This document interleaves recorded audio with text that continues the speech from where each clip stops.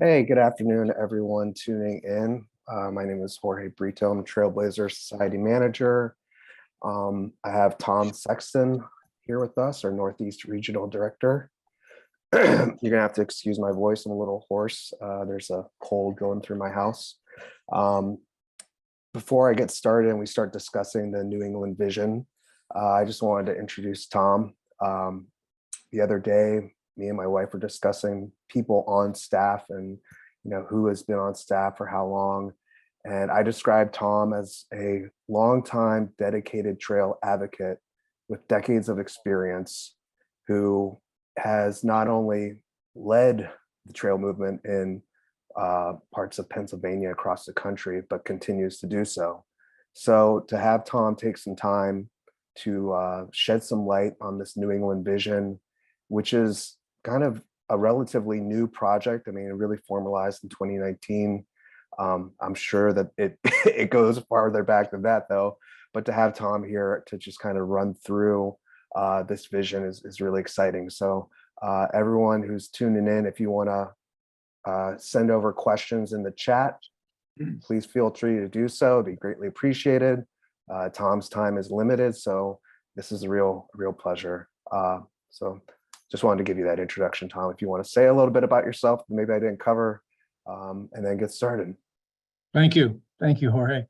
Hello, everybody. Yeah, I'm calling you from Camp Hill, Pennsylvania, near Harrisburg, and let's see, October will be 31 years for me. This began as Pennsylvania office, and then it became sort of a mid-Atlantic 4-state office: Delaware, New Jersey, Pennsylvania, and New York.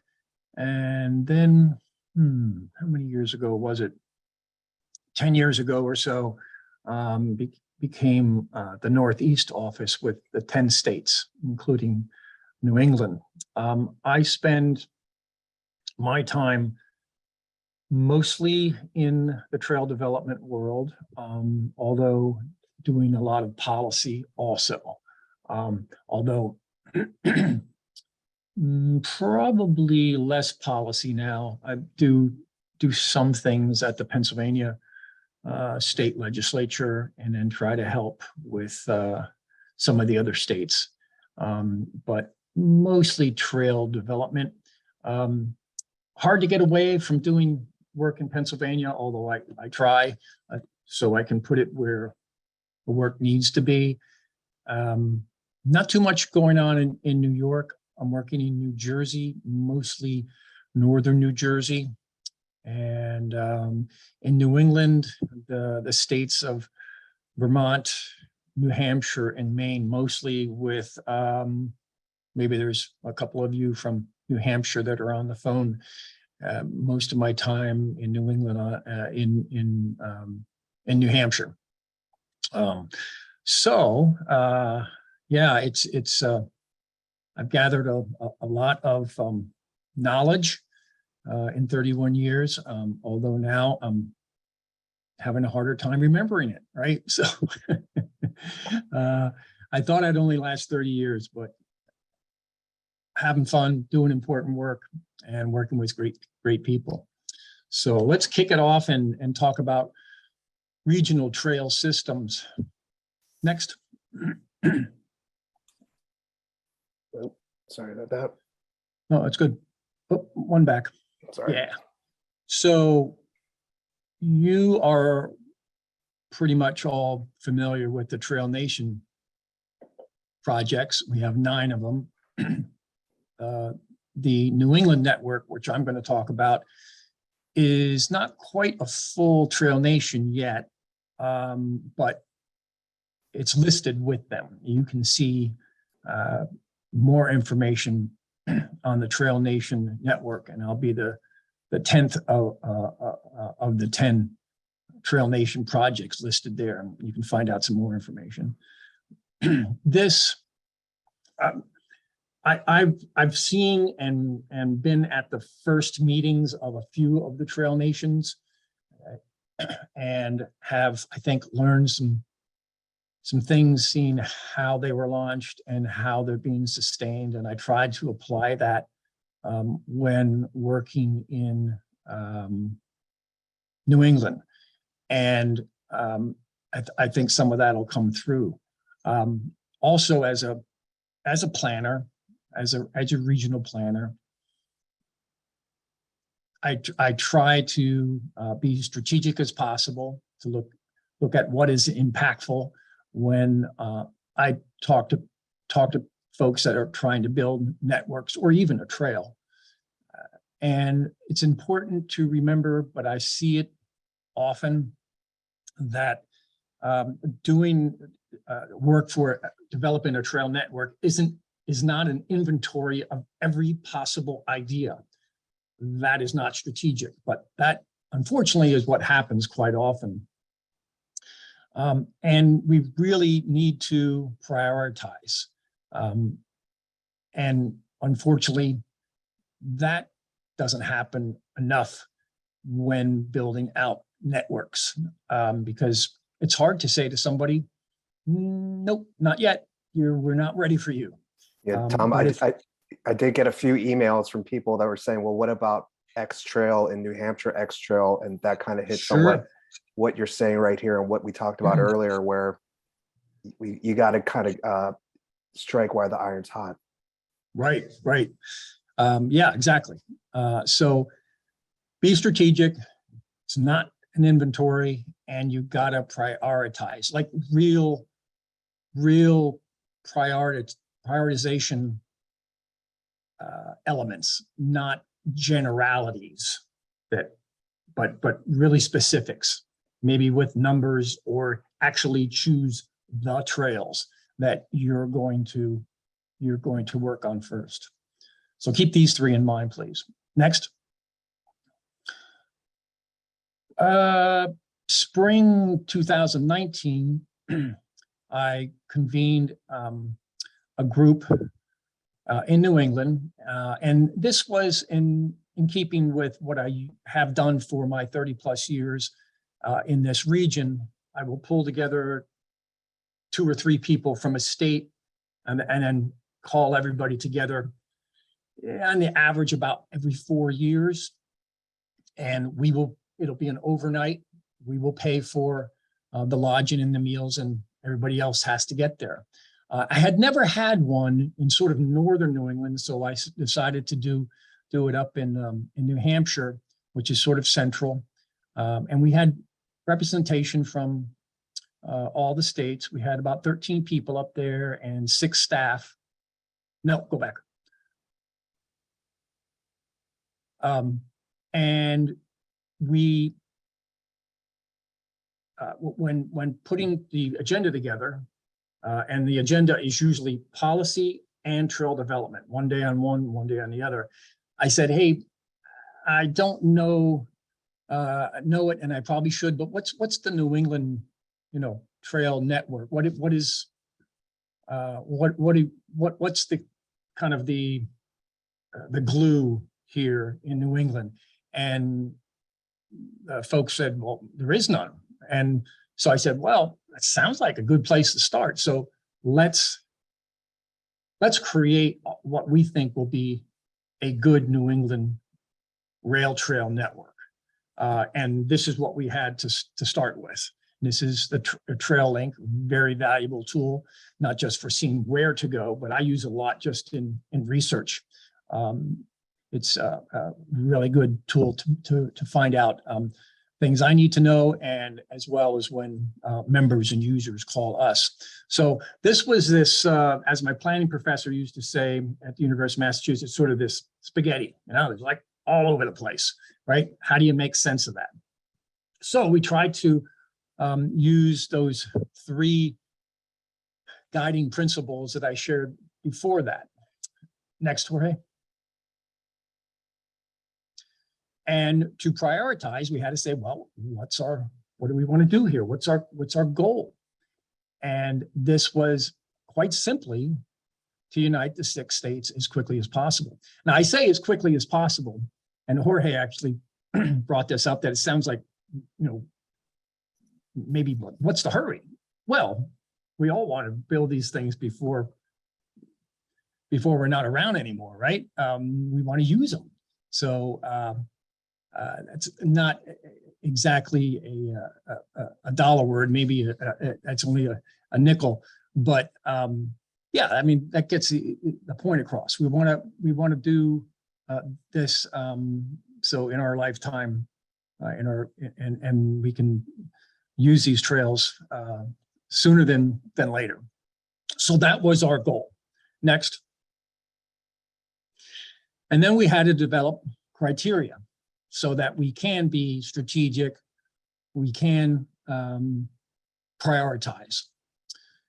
And one of those was, and these were the major ones, was to create a vision that is bold, it's clean, it's memorable.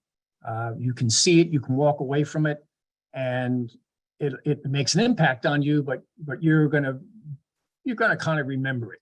Just sort of like a logo or something. Like it makes an impression. The map I showed you before probably makes an impression, but it's not the impression you want to have. That's not a connected system. It's just a bunch of separate trails. It doesn't really tell you anything. Next. Then we said each state has to have at least one major spine, okay? And there's a couple of states that just, as it works out, has to have two spines, two major trails. And again, and even within the group that was formed and has grown in New England, once in a while, somebody will say, hey, you know what, I don't know how we did this, Tom, but we forgot the Cape Cod Trail. And then they'll quickly, oh, right. That's not our goal. That's not part of our criteria. Okay, it's a great trail. So the trails I'm going to show you aren't the best. They're up there, but not necessarily the best or the most important or the most used or the most historic, etc. Next. So we wanted to get away from creating new rights of way.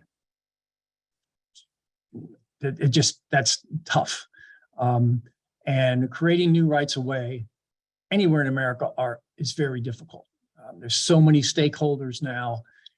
It's a tough task. So we wanted to use, maybe it's an old railroad, maybe it's a utility corridor, maybe it's a canal, maybe it's an old road, or maybe it's a gravel road, maybe. Next. And speaking of roads, we wanted to keep the segments of the network short that are road. I don't know where the tipping point is when you start to say, oh, it's really hard to get from here to there, so we'll just do a road and we'll call it done. And we do that a lot as a trail building community. Sometimes that's interim. Sometimes interim is still interim after 30 years. So we set a rule that said, let's really keep this as a trail network. And we basically have. Next. Tom, when you mentioned the interim part, I think the on-road section of my local trail through Manayunk is going to be interim for the rest of my life. Yeah, I know that section, and it's tough. Yeah. And then a big rule is you can always add more later, but it's almost impossible to remove. A lot of times, this might even be easy for me to say because I come in from the outside and I don't know everybody. I don't have certain other things I'm working on with people. I don't know them personally. And maybe it's easier for me to say, no, it doesn't really fit the criteria. But it's really needs to be done. Now, in some cases, you'll have layers, right? And in some cases, you want to show layer 2, which will have other trails, or maybe even layer 3 and other elements. So that's another way that we can be comprehensive and look to the future, but not create that spaghetti that just overwhelms a funder or a local person. It's just too much to swallow. Next. I'm just curious. Oh yeah, go ahead. With your experience, and I encourage anyone who wants to type in a question into the chat, please do so. I was just curious, after looking at this criteria, out of your experience, which of these is the most important when looking at a trail network plan? This is an opinion question too, by the way. Well, I would kind of said the road thing, but even when you took a trail link, and there's such zeal to build these systems or a trail and get it done, where I think some folks are just, they work so hard, volunteers or whoever, and they just want to call it done. But it's not a trail if you can't take a baby stroller on it. Good point. I know that from experience. But we've seen some systems, national systems and regional systems that are road, and they're, we are more than bike paths. But sometimes I think we kind of get into that mode only. Yeah. So here's what we created. And Jorge, tell me if I'm going too slow, but these are not the most important trails, but these are the trails that if we get these done and we move towards getting them done and have the emphasis on them, they're going to leverage all the other connections. They're going to help all those other connections that can happen. And they're going to unite, and we will have really for the first time in any region of the United States, and New England is the most understood region of the United States. So they should be first. If you say, I'm from New England, you know where they're talking about. If I say I'm from the Mid-Atlantic, I don't know where that is, right? That changes all the time. If I say, well, I'm from the Rocky Mountain states, well, okay, don't really have those at the in the forefront of my mind. West Coast, I guess, yeah, you can remember that. But New England has always been, it's small, it's distinct, it's unique. So this is what we created. And you can see larger systems. For example, the East Coast Greenway is highlighted in the light green and goes from the New York border all the way up to Canada. There's some on-road. The biggest on-road section is in Lebanon and the White River Junction area on the New Hampshire side, going about 40 miles, 50 miles north to join the Ammonoosuc Rail Trail, which is just south of Johnsbury, St. Johnsbury in Vermont. And that is the vestige of what was really big about 15 years ago when Federal Highways was supporting scenic bicycling routes. New Hampshire and Vermont kept it's not a strong program, hasn't, the physical road hasn't been improved for a long time, but they have the Connecticut River Bicycle Byway, or the Connecticut River Bikeway, along the both sides of the Connecticut River in both states. But we're gonna probably use and try to enhance the New Hampshire side.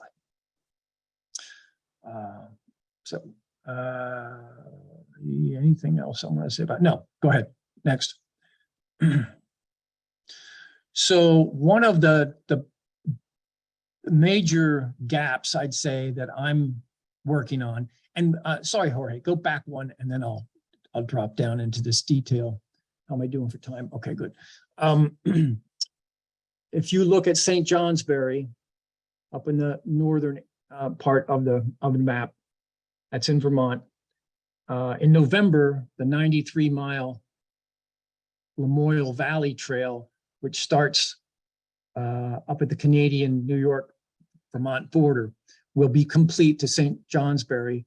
And then now, last May, I kicked off and convened and chaired a meeting of people in both Vermont and New Hampshire that are interested in extending the Lamoille Valley Trail via the Twin States Railroad.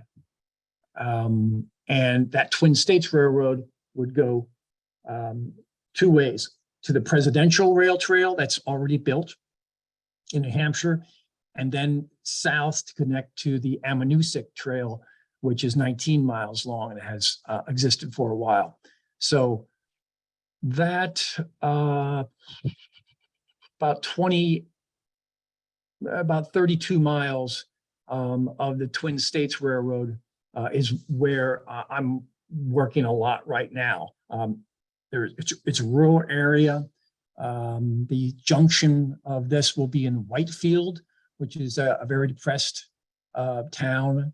And just yesterday had another Zoom call with snowmobilers, bicyclists, all kinds of interested parties up there. So that was launched and is going well. Another area of emphasis I need to do, and I'm going to show our president, Ryan Chow, this in November when he's up in Boston, is just north of Boston, the connection to Lawrence, Massachusetts, and then hopping over the border into New Hampshire and getting on the Granite State Rail Trail that goes all the way up to Lebanon, which then starts the Connecticut River Bikeway.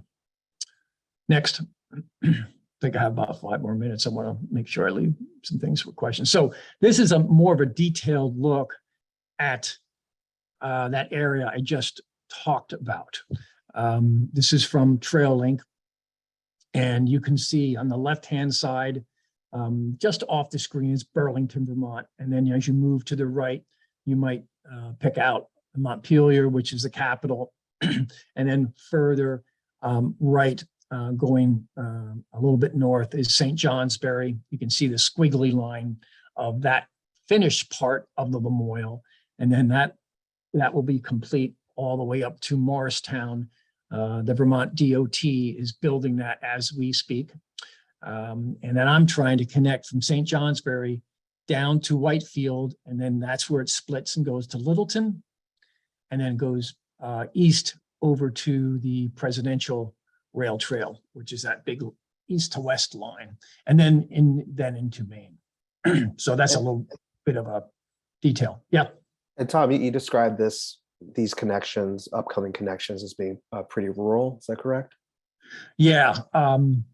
Yep. Yeah. It's very, very rural area.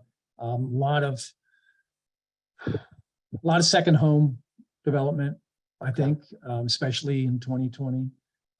But I think Whitefield will look a lot different in 10 years, and hopefully it won't take that long. But I mean, things will catch up to the rail trail, the bed and breakfast, the restaurants, the bike shops, all the other things that will service those people that move there or stay there and create businesses. Yep. As a trail advocate, are those persuasive conversations with people in these rural areas who might not want a trail or might want it? Are they similar or different to past conversations, let's say like in Pennsylvania? Or is there a New England? Yeah, factor? I mean, it's a bit early, however. Had a conversation with, and I think we tend to find this in a lot of America, the second home owner, somebody who has the the money to build a second home in a beautiful area such as this, he had heard about the rail trail and said, well, I like them. I use mine down to Connecticut, but I don't want this one because it goes too close to my property. So I'm going to fight it. That's unfortunate. And then you have people in Whitefield that would like to energize their economy with a sustainable type of economy, like a rail trail. There's not a lot of impact. It's a long-term sustained thing. It's not an investment that because the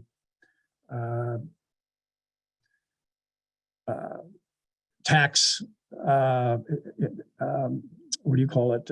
Not tax rebate, but the tax incentives go away after 10 years for moving your corporation there, and then you decided to go elsewhere because those tax waivers aren't in effect anymore. You see that. I remember when Cannondale Bikes did that in Pennsylvania, and after 10 years, then they moved back to Connecticut and closed all that without too much warning.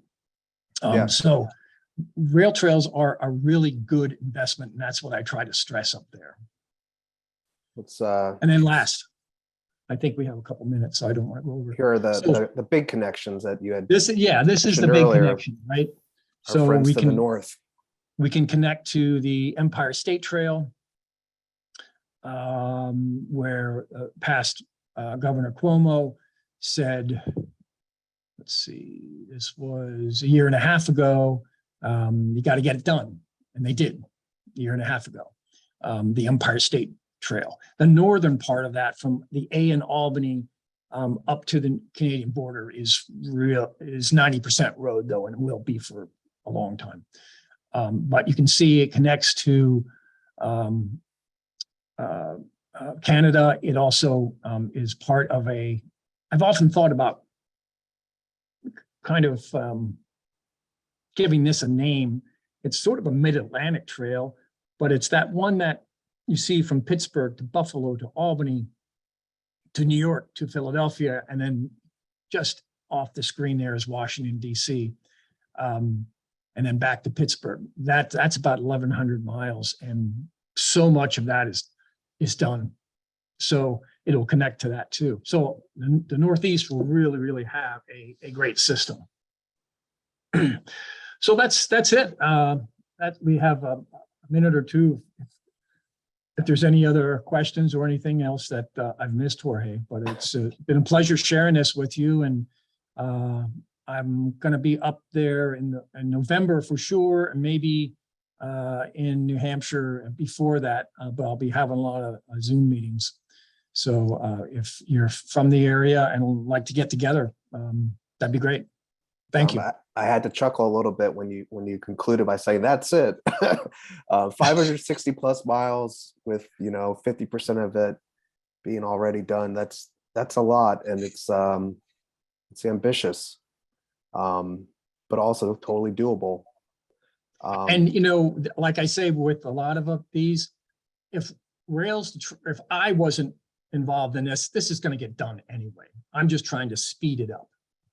Most of this is going to get done, but the staff here is to help where we can. And I couldn't do the work that I do without all the volunteers, especially in a state like New Hampshire that doesn't have a strong DOT and doesn't have a lot of assets at their natural resource agency as well.